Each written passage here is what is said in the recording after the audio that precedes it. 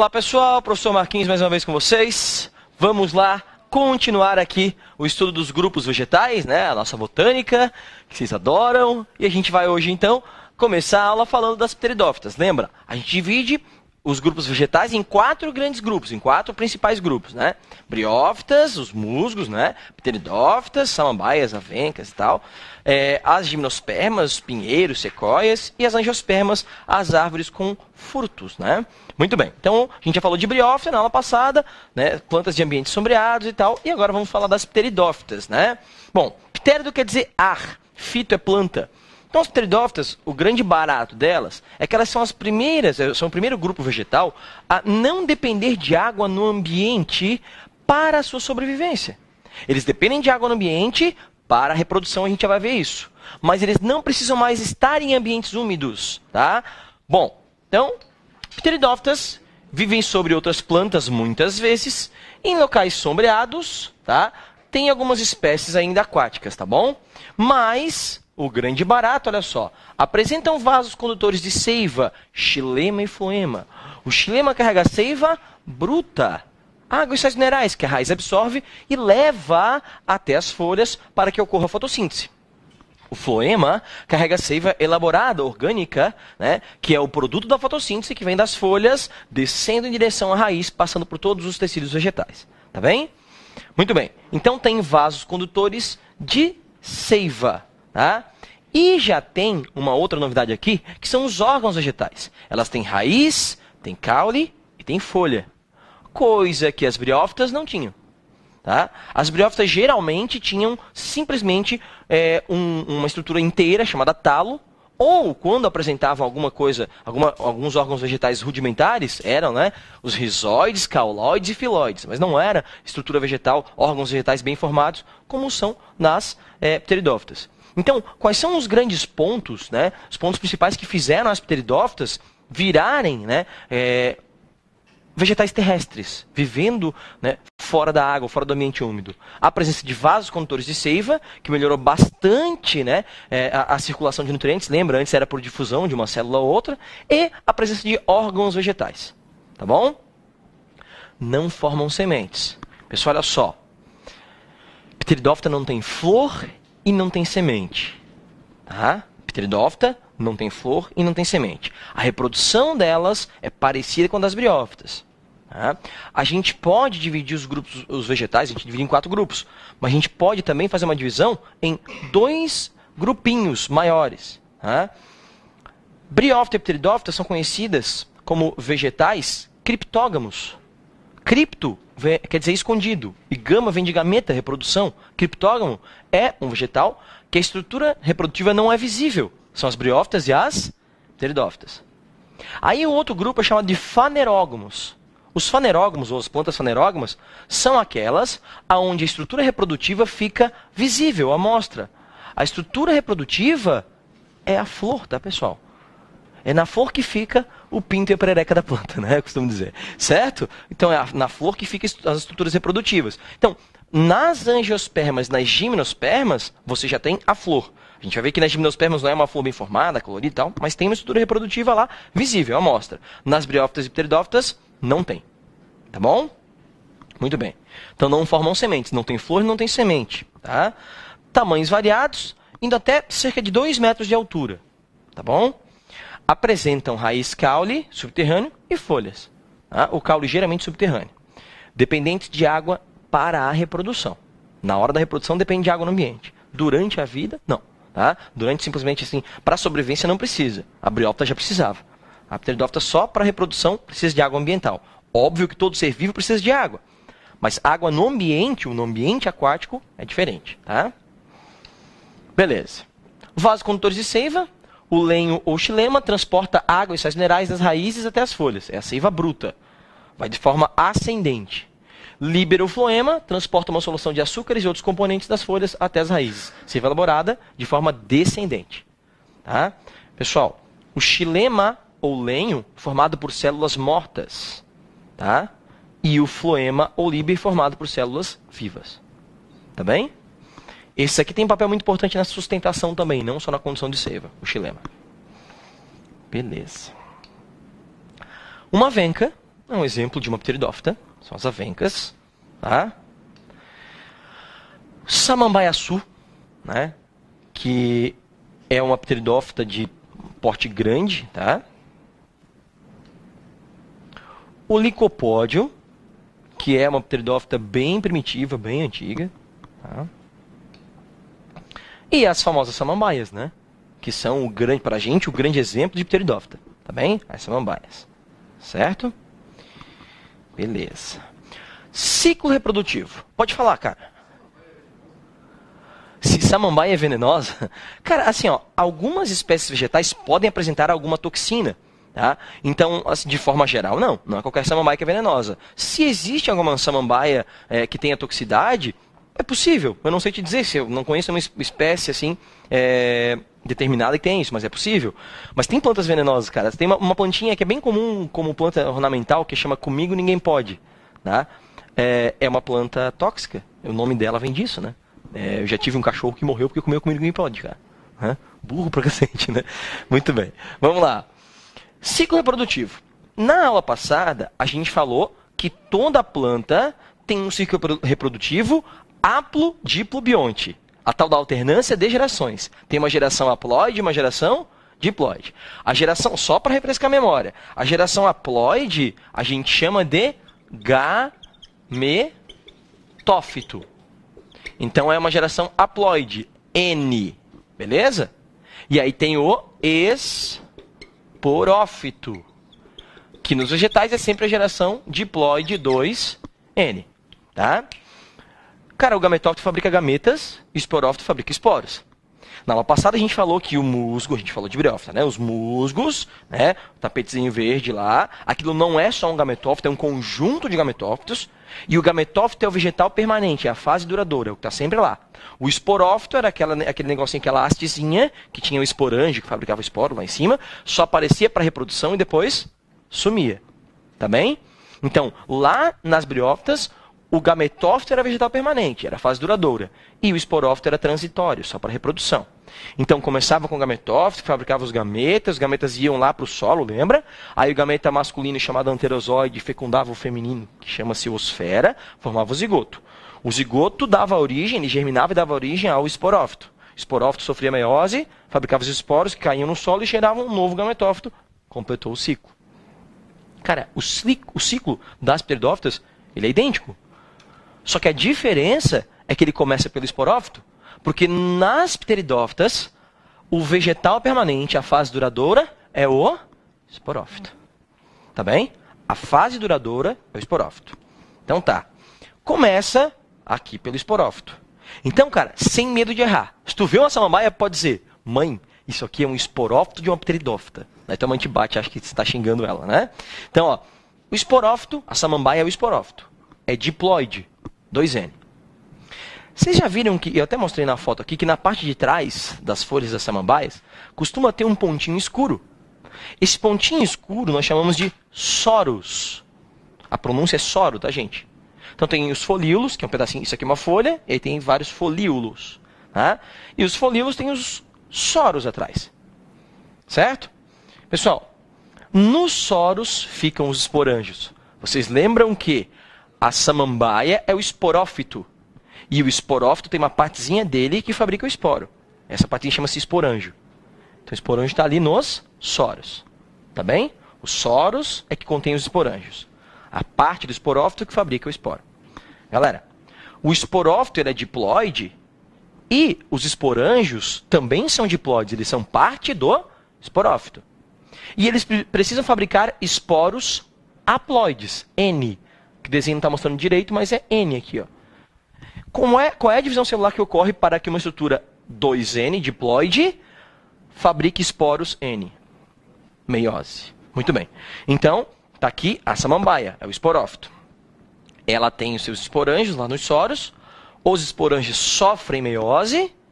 As células do esporângio sofrem meiose e formam os esporos.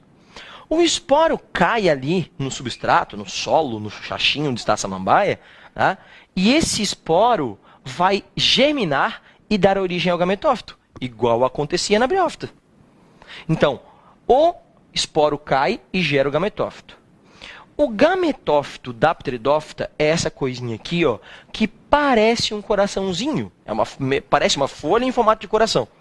Chama-se prótalo ou protalo. Isso é o gametófito. Vocês estão vendo que está escrito que ele é hermafrodita? Quer dizer que ele tem a parte masculina, ele tem um gametófito masculino e tem um gametófito feminino. O prótalo ele tem uma parte masculina e uma parte feminina. Os mesmos nomes da briófita. O gametófito masculino chama-se anterídeo e fabrica os anterozoides, que são o gameta masculino, flagelado e tal. Tá? Então se locomove no meio aquático. O gametófito feminino chama-se arquegônio, que fabrica o gameta feminino, que é a oosfera. Isso aqui, agora sim, nesse momento, a pteridófita precisa de água no ambiente, de umidade no ambiente. Por isso que geralmente a pteridófita costuma ali se reproduzir aonde? No verão, quando chove bastante. Né? No verão a gente tem um índice de chuva maior. Certo? Então, costuma se reproduzir ali. Beleza. Então, gametófito masculino, anterídeo. Gametófito feminino, arquegônio. Ambos estão no prótalo. Certo? Muito bem. Cara, na verdade, eu falei errado aqui, ó. O gametófito é isso aqui. Isso aqui é o gametângio, né? O arquegônio e o anterídeo é o gametângio. É a parte do gametófito que fabrica o gameta. Então, o gametófito é isso aqui. Aí ele tem o gametângio masculino, anterídeo, e o gametângio feminino, arquegônio. Aí eles fabricam os gametas. Como o gametófito veio de um esporo N, ele é haploide. E ele fabrica gametas haploides.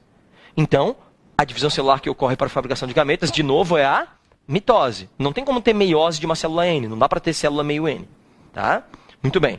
Fabricou os dois gametas, o gameta masculino, o anterozoide, entra no gameta feminino, oosfera fecunda. Isso acontece dentro do arquegônio. Formou um zigoto. O zigoto dá origem, ele germina e dá origem a um novo esporófito. E aí o ciclo se completa. Agora vamos fazer rapidinho, para a gente pegar, né, todo o processo. Esporófito tem os seus esporângios, e aí sofre meiose, formam os esporos. Os esporos caem no substrato e germinam formando gametófitos. Gametófitos hermafroditas, monóicos, né? Num cara tem os dois sexos. E esses gametófitos têm o gametângio masculino, anterídeo, que sofre mitose e forma um anterozoide e gameta masculino. Tem o gametófito feminino, arquegônio, gametângio feminino, arquegônio, que sofre mitose e forma a oosfera. Anterozoide fecunda a oosfera, forma o zigoto. O zigoto germina, forma um novo esporófito. E aí o ciclo se completa. Fechou? É igual, é idêntico ao ciclo da briófita. Só que o vegetal permanente agora é o esporófito. E é assim, pessoal, nos outros grupos vegetais, tá? Gimnosperma e angiosperma também. Só nas briófitas que o vegetal permanente é o gametófito. Em pteridófitas, gimnospermas e angiospermas, o vegetal permanente é o esporófito. Tá bom? Beleza. Alguma dúvida? Tranquilinho? Vamos falar das gimnospermas. Esperma quer dizer semente. Gimno quer dizer nua. Gimnosperma quer dizer semente sem proteção, semente nua. A proteção dessa semente seria o fruto, tá? Lembrando o que eu falei para vocês na aula passada, nem todo fruto é gostoso, colorido, comestível. A principal função do fruto é proteger a semente, cara. Se ele é comestível, ele atrai agentes dispersores das sementes, que comem o fruto, dispersam a semente depois, isso é um plus, isso é um bônus. A função do fruto é proteger a semente, ponto. Tá? Nem todo fruto é comestível. Às vezes tem fruto que a gente nem conhece, nem sabe. Alguém já viu o fruto de uma graminha, de grama? Grama tem fruto. Tá? Mas a gente não vê. Certo? Quer dizer, até dá pra ver se ele dá cuidado, mas a gente não sabe o que é. Tá? Muito bem. Então vamos lá. Características desse grupo vegetal. Árvores de grande porte. Agora já são maiores, tá, do que as pteridófitas. Só uma curiosidade, assim, bem rapidinho. Isso, né, agora, atualmente, há cerca de 80, 90 milhões de anos atrás, as gimnospermas, quando as primeiras gimnospermas começaram a surgir, assim, né, as pteridófitas competiam com elas nesse nicho ecológico de ser árvore de grande porte. E as pteridófitas eram maiores. Hoje, as maiores árvores que existem são gimnospermas, são as sequoias, que alcançam até 120 metros de altura. São os seres vivos mais altos do mundo, não são os maiores, porque tem um fungo aí que tem 8 quilômetros de comprimento.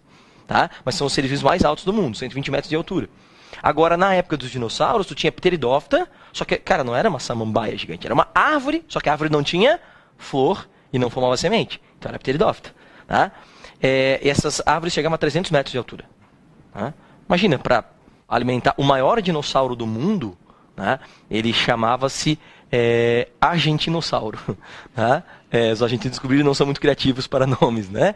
Argentinossauro. E ele tinha cerca de 80 toneladas. Imagina uma plantinha para alimentar um bichinho de 80 toneladas. Tinha que ser grande. Né? Muito bem. Então, o tronco é espesso e tem muitos galhos. Tá? Gimnospermas. Produzem sementes nuas, sem a proteção do fruto. A estrutura reprodutora é chamada de estróbilo. Então, esta flor, porque flor é a estrutura reprodutiva, onde está a parte masculina e a parte feminina da planta. Esta flor, nas gimnospermas, nós chamamos de estróbilo. Então, muitos autores não consideram como uma flor efetivamente, mas é a estrutura reprodutiva. Tá? Independentes da água para reprodução, exatamente pela presença do estróbilo. Tá? Aparecimento do grão de pólen, que é o que ajuda na independência da água para reprodução, a gente já vai falar disso. Tá? Polinização pelo vento, anemofilia. A polinização é o grão de pólen que sai da parte masculina da flor, do estróbilo, indo até a parte feminina. Isso é a polinização, a gente vai falar um pouquinho mais sobre isso também. Tá bom? Então, são as características gerais. A árvore de grande porte, tronco espesso, produzem sementes nuas, sem fruto, tem semente, mas não tem ainda o fruto. Tá? Estrutura reprodutora estróbilo, independente de água para reprodução. Tá bom? Vamos lá. Esse é um grande exemplo.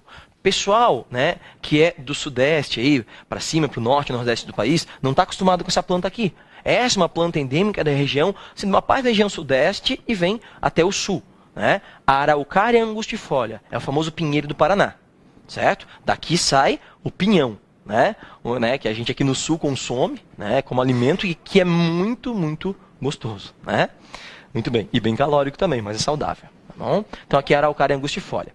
Ela é uma exceção dentro das gimnospermas. Por quê? As gimnospermas são também conhecidas como coníferas. Já ouviram falar de florestas de coníferas? Bom, tem duas justificativas para esse nome. O estróbilo, que a gente vai ver que é a flor, né, a estrutura reprodutiva das gimnospermas, ele também é chamado de cone. Mas, né, alguns dizem que o nome floresta de coníferas é porque a grande maioria das coníferas tem formato de cone. A grande maioria das gimnospermas tem formato de cone. Por quê? São plantas provenientes de clima frio. E aí o formato de cone é porque se o clima é muito frio, geralmente neva. E se tem um galho assim, ó, porque aqui a gente não costuma ter muita neve, quando tem neve não é tanto assim, né? Mas se é assim, ó, o galho aqui pode acumular neve e quebrar. Então a forma de cone de uma gimnosperma geralmente é para quê? Para neve escorrer, não acumular neve nos galhos e não quebrar os galhos. Tá certo? Uma outra característica das gimnospermas, que é também uma adaptação ao frio, é a presença de uma resina ali dentro. Você sabe que os tecidos de todos os seres vivos têm muita água. Só que a água, ela tem a famosa reação anômala da água. De 0 a 4 graus, que quanto menor a temperatura, a tendência do volume das substâncias, né, dos elementos ali, das matérias, né, é diminuir. A água não, de 0 a 4 graus ela expande, de 4 a 0 graus, né, ela expande, por isso que a cerveja estoura lá no congelador, né, quando está congelando. E aí o que acontece? Podia expandir e machucar tecidos. Então, tem uma boa parte, né, dos vegetais, dos tecidos vegetais de uma gimnosperma que tem resina. Resina não congela e se congelar não expande. Geralmente não congela, né? E se congelar não expande. Tá certo? Muito bem. Então, Araucária é um exemplo. Pinheiro do Paraná, angustifolia, é um exemplo de gimnosperma. Tá bom? Aí tem as cicas ou o saguzinho de jardim, né? Plantas ornamentais que também são gimnospermas. Certo? As cicas ou sagu de jardim. Tá? Os ciprestes, certo? São plantas bem usadas como ornamento também, como planta, né, ornamental. São gimnospermas também, tá bem? O pinus, que é uma praga aqui pra gente, né? Ele é uma espécie exótica, né? Ele prejudica o ambiente, né? Então ecologicamente ele não é legal. É legal se o cara tem uma lavoura lá de pinos, né? Faz uma plantação de pinos para explorar comercialmente e tal, mas como um recurso ecológico para um reflorestamento, ele não é bacana. Tá? Ecologicamente ele não é legal, porque ele destrói o solo, ele solta uma resina aqui, né, diminui o pH do solo e mata outros vegetais ali ao redor. Tá bom? E as sequoias, né, que são as maiores árvores do mundo, que são, né, os seres vivos mais altos do mundo, chegando a 120 metros de altura. Né? Olha aqui, ó, e são muito espessas, né? Beleza? Loucura, né, cara? Buraco ali pro carro passar na estrada. Muito bem. Galera, a ginkgo biloba, né, é uma árvore aqui, ó, muito bonitinha. Ela é usada também muito para fazer bonsai, né?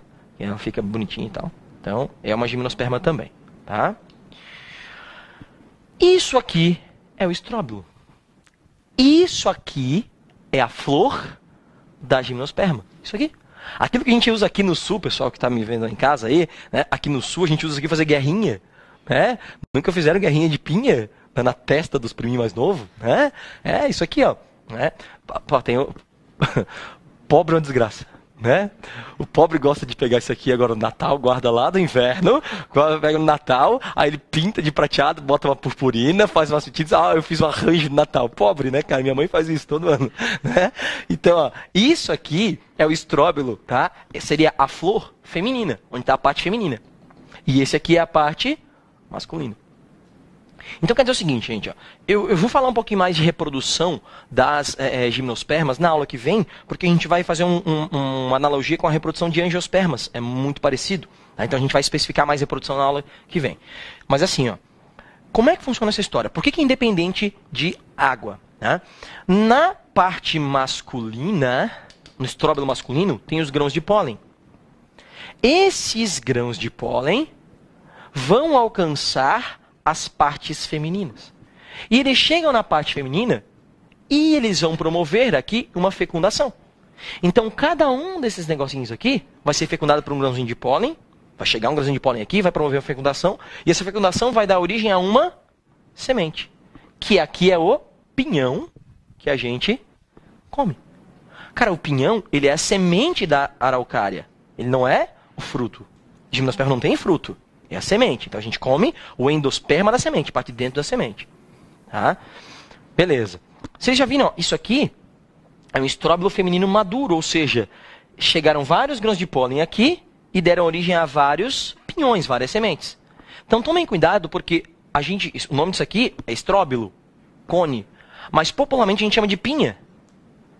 Porém, a gente tem também a pinha madura, que ela já com as sementes formadas. A gente pode chamar isso aqui de pinha, isso aqui também. Tá bem? Pessoal, olha só. Geralmente nos vegetais, a maioria dos vegetais são monóicos. O que é ser monóico? É ter os dois sexos na mesma planta. Certo? Geralmente na mesma planta, tu tem flores masculinas e flores femininas, ou até na mesma flor, tu tem a parte masculina e a parte feminina na mesma flor. Tá? A araucária angustifolia, que é um grande exemplo de gimnosperma, ela é uma exceção. Ela é planta dioica, como nós somos dioicos. Sempre lembra que você é dioico. O que é ser dioico? É ter os sexos separados. Tem macho e fêmea. Então tu vai ter um pinheiro macho e um pinheiro fêmea. Tá? Do pinheiro macho, que consequentemente vai ter os estróbilos machos, sai o grão de pólen. E ele vai com um vento. E aí ele alcança o pinheiro fêmea, onde tem os estróbilos fêmeas. Aí tem a fecundação e forma as pinhas. Né? Os pinhões aqui, conjunto de sementinhas aqui, certo? Então depende, cara, o grão de pólen é que possibilitou essa independência da água. Tá? Aqui, vocês estão vendo que a flor, ela não é colorida, ela não é cheirosa, ela não é bonita, ela não atrai agentes para fazer a polinização. A grande diferença nas angiospermas é isso. A flor, ela é atrativa. Então vão vir animais que vão fazer a polinização. Agora não pensem vocês que um agente polinizador lá, um animal, sei lá, uma borboleta, né, ou um beija-flor, ou até morcegos que fazem polinização, eles fazem porque eles são bonzinhos. Eles acordam um belo dia, né, eu sou um cara legal, vou fazer a polinização dessa plantinha. Não, cara. É que o grão de pólen serve de alimento para ele. Então ele vem na parte masculina aqui e come o grão de pólen. Aí daqui a pouco, cara, ele tá voando aqui e tal, e ele acha uma flor feminina. E na flor feminina tem o néctar, que é alimento para ele também. Então ele vem comer agora, se alimentar na flor feminina, e aí ficou grãozinhos de pólen grudados, né? Sei lá, na pata, no bico do bicho, e aí ele deixa o grão de pólen aqui. A polinização, ela é uma consequência da alimentação do animal. Agora, o animal só se alimentou daquelas coisas que estavam na flor, pólen e néctar, porque a flor atraiu ele. Aqui não tem atrativo para animais polinizadores. Por isso a gente diz que nas gimnospermas, a polinização ela é exclusivamente anemófila. Anemo quer dizer vento. Fila que gosta de. Anemófila porque ela só ocorre com o vento. Tá? Só o vento é que faz a polinização das gimnospermas. Depende só do vento. Então o grão de pólen é bem leve e tudo mais. Tá? Lá nas angiospermas, ela pode ser, né, ornitófila. Ornito é ave, então pode ser por beija-flor. Ela pode ser quiroptofílica. Quiropto é morcego, pode ser por morcego. Tá? E ela pode ser entomofílica. Entomo é de entomologia, né? Entomo é inseto. Aí pode ser por borboleta, abelha e tal. Tá bom? Beleza, gente? Então, ó, essa é assim mais ou menos que se dá a reprodução. A gente fala um pouquinho mais do ciclo reprodutivo das gimnospermas na aula que vem e fala das angiospermas também. Tá bom? Que daí a gente compara os dois ciclos. Então, até amanhã. Muito obrigado mais uma vez. Amém?